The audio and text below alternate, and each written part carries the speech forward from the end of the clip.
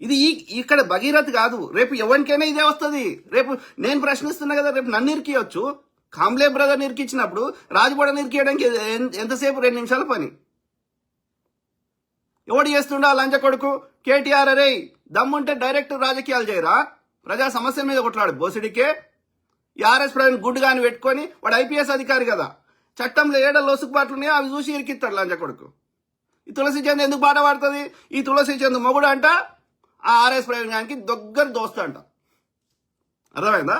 తులసి Chand full name చెప్పండి, ఇంటి పేరు ఎవ్వని తెలియదు. మొగని ఫస్ట్ పేరుని ఈమె తోక పెట్టుకున్నది. ఆయన పేరు చందు తులసి అని ఆయన పెట్టుకున్నాడు. ఆయన ఇంటి పేరు అవని తెలియదు, ఈయన ఇంటి పేరు అవని తెలియదు. నువ్వు ఇండిపెండెంట్ జర్నలిస్ట్, నేను చెప్తున్నా, నా పేరు రజనీకాంత్ బోడా, ఎక్కడైనా కొట్టుకో, లీగల్ నేమ్. అమెరికా వాళ్ళకి అనరాదు కాబట్టి రాజు అని చిన్నగా చేసుకున్నా.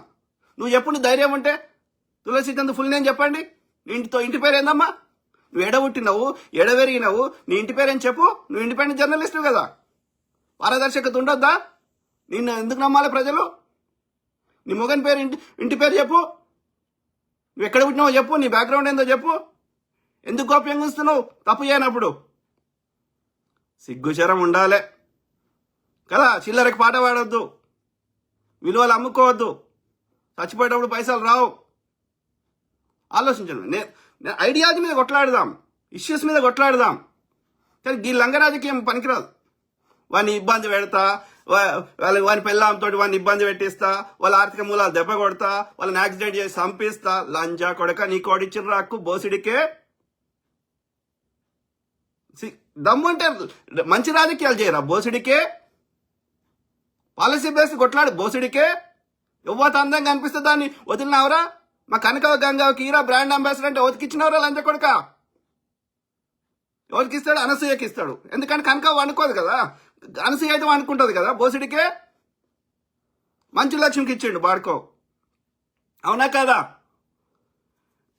బ్రాండ్ అంబాసిడర్ చేనేత సమంతకి ఇచ్చిండు బాడుకో. సమంతకి డివోర్స్ కావడానికి కారణం ఈ లంచ కొడుకే.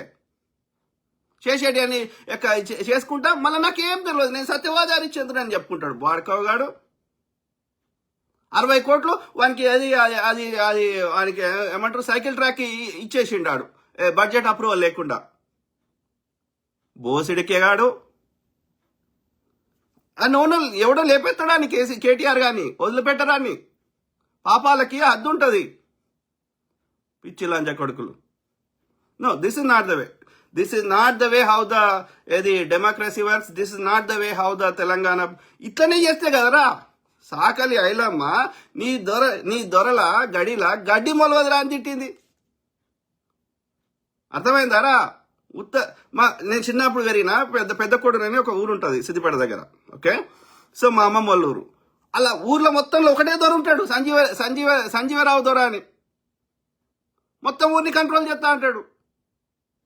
ఇట్లా చేస్తేనే కదరా ఈ దొరల్ని కాలబెట్టిర్రు, గడిలు గులగొట్టిర్రు. బోసిడికే మర్చిపోయినావరా లంచ కొడక? కరోనా సమయంలో గొడగొడ ఏడుస్తుర్రా అంటే వాడు సెక్రటరియట్ కట్టిండు వాడు. ఎందుకంటే సెక్రటరియట్లో బంగారం ఉందంట నిజాంల కాలంలో, అది ఎత్తుకోవాలంట.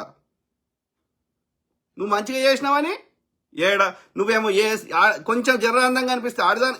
ఇదే ఆర్ఎస్ ప్రవీణ్ లంచ కొడుకు. మాసప్ ట్యాంక్లో వానికి ఆఫీస్ ఉంటుంది, వాని దగ్గర ఎల్లకాలం గన్ ఉండేది. ఎందుకంటే వాడు ఐపీఎస్ కదా, సో ఐపీఎస్ కాబట్టి వాని దగ్గర గన్ ఉండేది. ఆ బ్రదర్ చెప్పిండు నాకు, ఆయన క్లోజ్ ఫ్రెండ్. సో ఈయన పక్కపక్కే ఉంటారు. సో చెప్పిండు, ఏమని చెప్పిండు, ఈ మాసప్ ట్యాంక్లో ఈయన ఆఫీస్ ఉండేది. గురుకులాలకు అధిపతి ఉండే కదా అప్పుడు. ఉన్నప్పుడు ఆ టీచర్లు వస్తారు కదా, గురుకులాలకు సంబంధించిన టీచర్లు వస్తే ఆ వెనకాల ఒక రూమ్ ఉంటుందంట. ఆ రూమ్లో మంచం గించం అన్నీ ఉంటాయంట. ఓకే, గన్ను ఆడ ముందట పెట్టి టేబుల్ మీద గన్ను చూపెట్టి ఆ టీచర్ని బెదిరించి లోపల తీసుకొని 3 గంటల దాకా బయటకు రారు. అట్లా ఎంతమంది టీచర్ని ఈ లంజ కొడుకు ఈ చెరబట్టిండు అనేది ఆ బ్రదర్ చెప్తున్నాడు. ఇక మన లాస్ట్ టైం నేను వీడియోలు కూడా చూపెట్టినా కదా, కరీంనగర్ ఎస్పీగా ఉన్నప్పుడు 100 కోట్లు వసూలు చేసిండు ఆ రోజులనే. అనంతపూర్లో ఆయన చంపిస్తే పరిటాల రవిని ఆయనతో వాళ్ళు చంపుతాం, ఆయన అనుచరులు చంపుతాం అంటే అమెరికాకు పారిపోయింది లంజ కొడుకు. పారిపోయి ఆడ తర్వాత వచ్చి మళ్ళీ ఇక నేను ఇది వద్దు నాకు ఈ ఐపీఎస్ అని చెప్పి ఆ గురుకులాలకు పోయిండు ఆయన చంపుతారని చెప్పి. ఇక తోటి దళితులని ఎంతమందిని చంపించిండు, ఎంతమందిని రేపు చేసిండు తోటి దళిత స్త్రీలని లెక్కలేదు. ఇలా లంజ కొడుకు నీతులు చెప్తున్నాడు బాడకావు. సిగ్గు శరం ఉండాలి కదా. ఆ గురుకులాల గుట్టలెక్కిచ్చిండు, దానికి ఆ పూర్ణమాల అది గుట్టలెక్కితే మనకేమొచ్చిందిరా? దానికి అది గుట్టలెక్కినందుకు దానికి 2 కోట్ల భూమి ఇచ్చిర్రు, 2 కోట్ల ఇల్లు ఇచ్చిర్రు, మొత్తం తెలంగాణ సంపద అంతా సంకనాకి ఇచ్చిర్రు. ఏమన్నా ఎథిక్స్ మొరల్స్ ఉండాలి కదా. మళ్ళా ఆ గురుకులాల్లో ఆ టీచర్లు చెప్తున్నారు ఏది అలా ర్యాంకులు వచ్చిన వాళ్ళందరినీ సపరేట్ తీసుకొని వచ్చి వాళ్ళని ప్రైవేట్లో మంచిగా ఉన్న వాళ్ళని తీసుకొని వచ్చి వాళ్ళకి ర్యాంకులు ఇప్పించి వాడు ప్రచారం చేసుకుంటాడు. అసలు చిన్న లెటర్ కూడా రాయరాదని చెప్తున్నారు. స్వేరో అని పేరు పెట్టి ఆ గురుకులాల కాంట్రాక్టులు అన్ని ఫుడ్ కాంట్రాక్ట్ ఇప్పించి పొరగాళ్ళకి తిండి పెట్టకుండా అలా విషయాలు కలిపి కాంగ్రెస్కి చెడ్డ పేరు తేవాలని ఆ స్వేరో పేరు మీద వాళ్ళు గురుకులాల చిన్న పిల్లలకు పెట్టే తిండిలో దోసుకుంటారు బాడుకోలు ఫుడ్ కాంట్రాక్ట్లో. ఒక్కటన్నా మంచిగా చేసినావురా లంజ కొడక, బాడకావ్. కరెక్ట్ కాదు మిత్రులారా, this is not the way how. మళ్ళా మొన్నటిదాకా మంగ్లీ ఇష్యూ మీద తులసి చంద్ ఒక్కటి మాట్లాడలే, ఈ తెలంగాణ సామాన్య పోరగాడు మాట్లాడలే, ఇదే ఆర్ఎస్ ప్రైవేట్ లంజ కొడుకు మాట్లాడలే, ఇదే సంజయక్క మాట్లాడలే, ఇదే మహువా మీడియా మాట్లాడలే. ఇవాళ వందలు పాల్తీయతండ పలుకుతండ వేల కోట్ల ప్రజల యొక్క పేదవాళ్ళ యొక్క సంపద పోతుంటే ఒక్కటి మాట్లాడలే. వీళ్ళు జర్నలిస్టులు ఇవాళ ఎగిరెగిరి దుంకుతున్నారు. అంటే మీరు జర్నలిస్టులు కాదు, మీరు లంగ రాజకీయం చేస్తున్నారు. బీఆర్ఎస్ ఇచ్చే చిల్లరకి వాడిని సంకనాకుతున్నారు. ముఖ్యమంత్రి గారు ఇవాళ నేను మహిళ గురించి అంటున్నావు కదా, మరి ఇంతసేపు మేము మొత్తం కొట్టుకుంటే నేను ట్యాగ్ చేస్తే సిగ్గుశరం లేదు రేవంత్ రెడ్డి? మంగ్లీ విషయంలో ఎందుకు చర్యలు తీసుకోలే? ప్రతి శాఖకు ఒక మంత్రి ఉండాలి కదా, అన్ని శాఖలకు ఒకటే మంత్రి ఎందుకుంటారు అయ్యా? బట్టి 4 శాఖలు ఉంటాయి బట్టి గారి దగ్గర, ఎందుకుంటాయి? ఆమె దగ్గర 2, 3 ఉంటాయి. ఏది ఆమె పేరేంది, కొండా సురేఖమ్మ దగ్గర. రేవంత్ రెడ్డి దగ్గర 3, 4 శాఖలు ఉంటాయి. ఎందుకుంటాయి రయ్యా? ఒక్కొక్క శాఖకు ఒక్కరిని పెడితే ఏమైంది? ముఖ్యమంత్రి ఉన్నావు, ఒక కామన్ సెన్స్ అనేది ఎందుకు చచ్చిపోయింది? ముఖ్యమంత్రి గారు రేపు మీ మీద కూడా, మీ మీద కానీ మీ కొడుకు మీదనో మీ మన్మన్ మీదనో పెట్టవచ్చు పోక్సో కేసులు. అరే ఇప్పుడు కామన్ సెన్స్, 12, 13 ఏళ్ళ లోపల చిన్నపిల్లలు కాబట్టి వాళ్ళని ఒంటరిగా వదలకూడదు. నువ్వు ఒంటరిగా వదులుతున్నావు అంటే వాళ్ళు పెద్దోళ్ళు అయినరని అర్థం. ప్రకృతి అదే చెప్తున్నది శరీరంలో వచ్చే మార్పుల వల్ల. ఓకే, అట్లనే మనం ఒంటరిగా వదులుతున్నాం, వాళ్ళకి డ్రైవ్ చేయనిస్తున్నాం, వాళ్ళు అన్ని చేయనిస్తున్నాం అంటే వాళ్ళు ఇంకా చిన్నపిల్లలు కాదు అని అర్థం.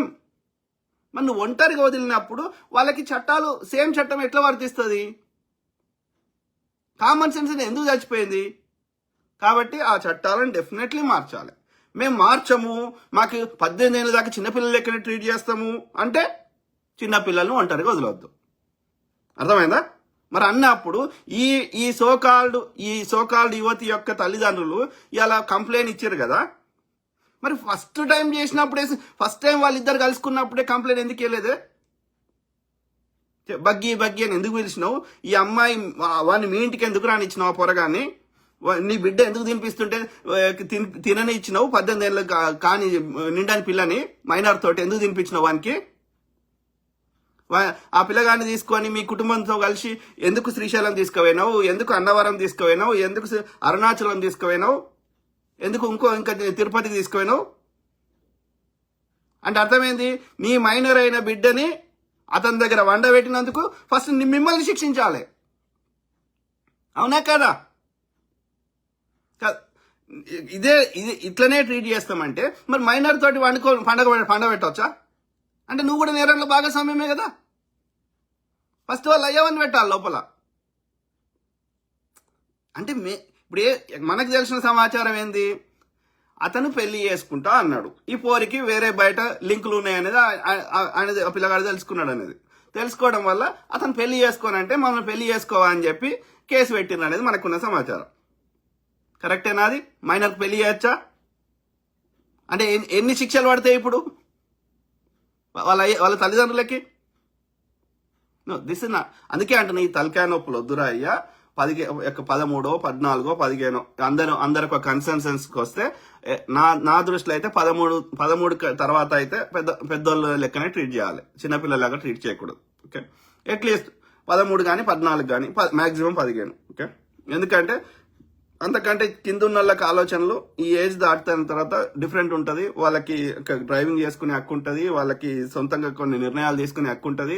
సో కాబట్టి అట్లీస్ట్ ఒక 10వ తరగతి అయిపోయినాకనన్నా వాళ్ళు పెద్దవాళ్ళు లెక్క ట్రీట్ చేయాలి. నా దృష్టిలో అయితే 13 దాటిన తర్వాత చేయాలి. ఓకే.